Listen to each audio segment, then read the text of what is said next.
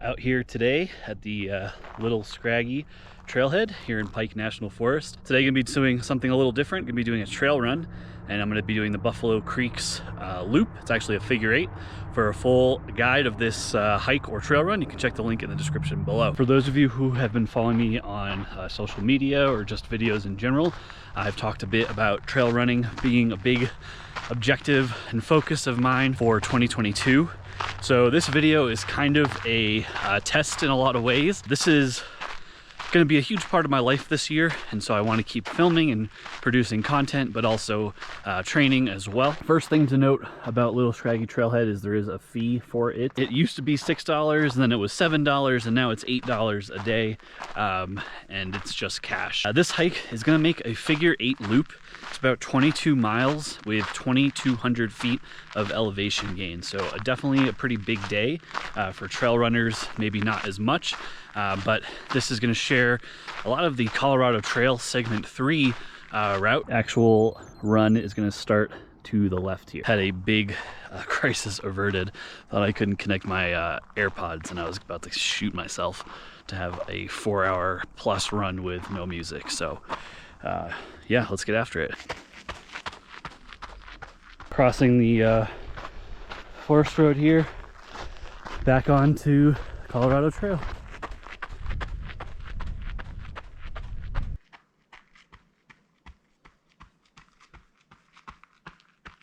Beautiful little overlook here.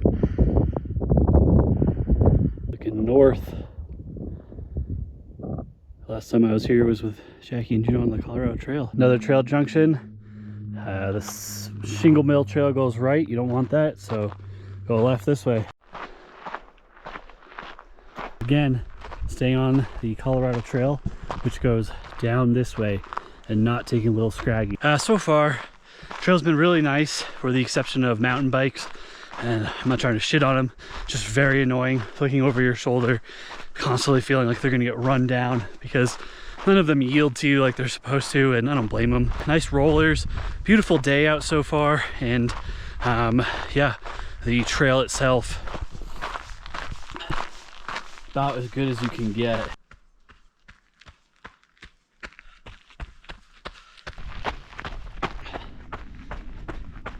Well, it's like my first spill. Nothing terrible, luckily, but glad I packed that first aid kit today. Just got lazy on my strides, hit a root, and went head over heels. Nice downhill though. I'm gonna get back after it.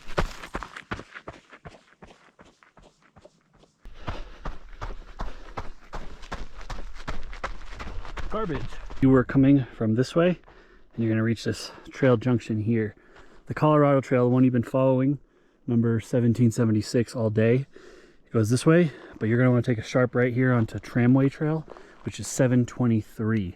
This is gonna be the start of your little kind of figure 8, if you will. This is just about 6.5 miles in from the start here. First columbines starting to bloom. Very pretty. Cool little, oh, what the hell is this? Looks like when you're playing a video game where like they keep someone as a prisoner. Probably a food cache. Just came up the Tramway Trail there. I'm gonna come down this way and find my next trail. Looks like it should be up here on the left. Ooh, and you got a bonus porta potty there. But my next trail is gonna be continuing on 723 Tramway Trail right here. The one thing I have noticed is that for a while we've been going downhill, which anybody with logic can assume that eventually you're gonna have to regain all this. But for the last I don't know, mile and a half or so, and it looks like continuing here, nice downhill section of running. This trail junction here, you're gonna go right, and I think you're gonna stay on this road for a bit. Quickly talk about water. So I'm carrying 4 of these today, 4 500 milliliters, so 2,000 milliliters. Luckily, there has been a lot of water that you can pump from, so I brought my little filter. I forget whatever it's called. So I have that, which I'll definitely need later today. Bring more than you think. Definitely bring a filter. But if you're coming here after the spring, so I would say maybe snow melt season, so it's getting into around these parts, May, definitely expect water to dry up. I'm sure some of these might be year-round, but I have a feeling a lot of them are snow melt.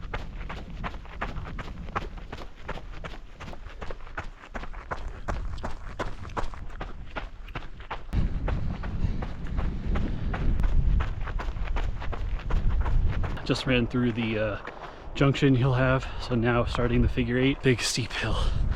So perfect time to film, slow down my heart rate a bit since I'm blowing up right now. It doesn't really matter which way you go. From what I've heard, it's kind of the same. Quite a beautiful scene up here. So again, you're gonna go right on the Baldy Trail.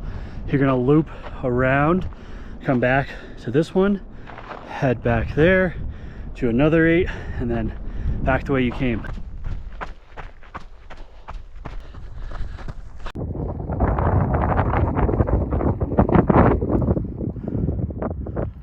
A bit frustrated.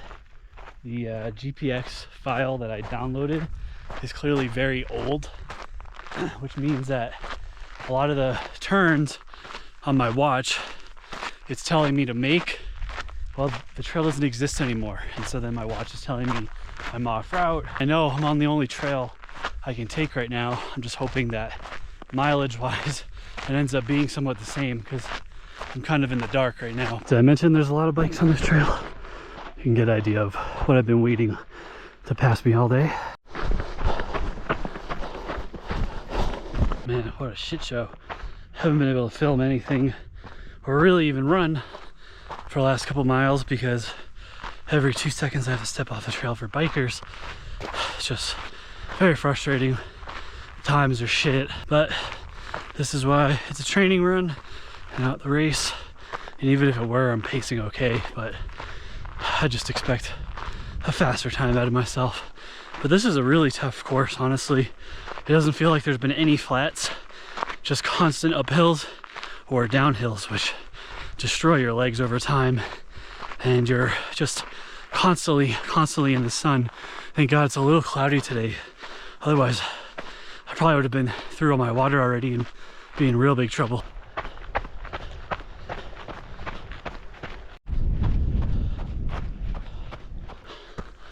Finally finishing the first half of this damn figure 8.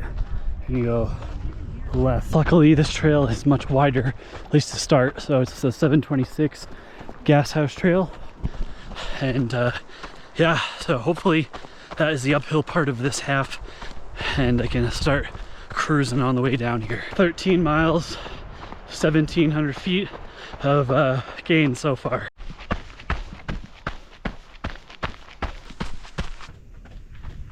This one here is a little tricky. Back in the burn scar here. Oh, it's beautiful. End goal is to finish somewhere this way, but still have 7 miles or so to go. Unfortunately, all the flats and nice little rollers downhill we've had here are gonna completely reverse themselves, and this ends with something like an 800-foot climb. Moving very slow.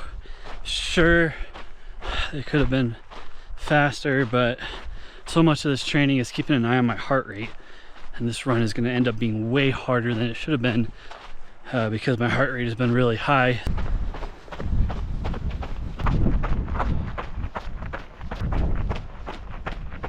Back at the trail junction here, and you're going to be back onto the Baldy Trail, 727, 16.5 miles. Long way to go. It's very hot. I just want regular water. I'm at this beautiful creek right here. I was so excited, looking forward to this for like 5 miles. Go into my vest to take out my Be-Free filter, and it is not in there. So now I just get to look at this water. Such a morale blow. Came from this way originally, did this big circle, and now we're gonna go here finish the 8 and head back.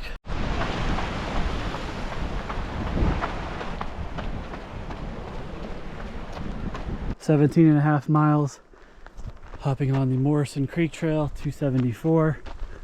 Prepare for some switchback, which you're probably used to by now. If you can't tell, this is really a biking area. Trail run and biking share a lot of the trails because usually what's runnable is bikeable, but you're gonna get a ton of meandering switchback trails, as you can see in the burn scar. So gonna be a hot section.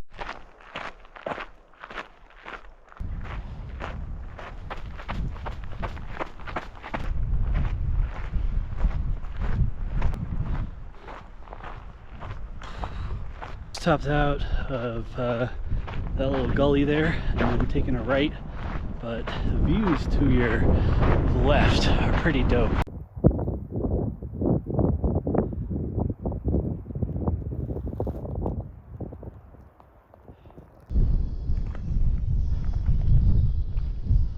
Crossing this road here, hopping back on the Colorado Trail in a second. Absolutely demoralized right now. Would have DQ'd from both races I'm training for at this pace. I have no water left. Back on the Colorado Trail, segment 3, taking a left here, and have just about 2 miles left. So this is gonna end up being a 23-mile loop with close to 3,000 feet of gain. So definitely a bigger day than what I wanted. As I mentioned before, the track that I've been following is very old. So all the trails that I used to follow don't exist anymore. There's new trails that add a distance. I'm so thirsty. Can't wait to be done with this one. I will say, just to give a couple notes so I can stop filming and actually run, the views were beautiful, especially towards the second half. This area of the state is usually dominated by mountain bikers. Not a lot of traffic here from hiking per se, but definitely a good spot for trail running if you can deal with the mountain bikers. Yeah, a pretty tough course too. Final stats, about 2,800 feet of climbing and 23 miles of trail here. Definitely possible to make it longer if you want. Take the bikers out of the mix. This is a pretty solid trail to hike or trail run or whatever.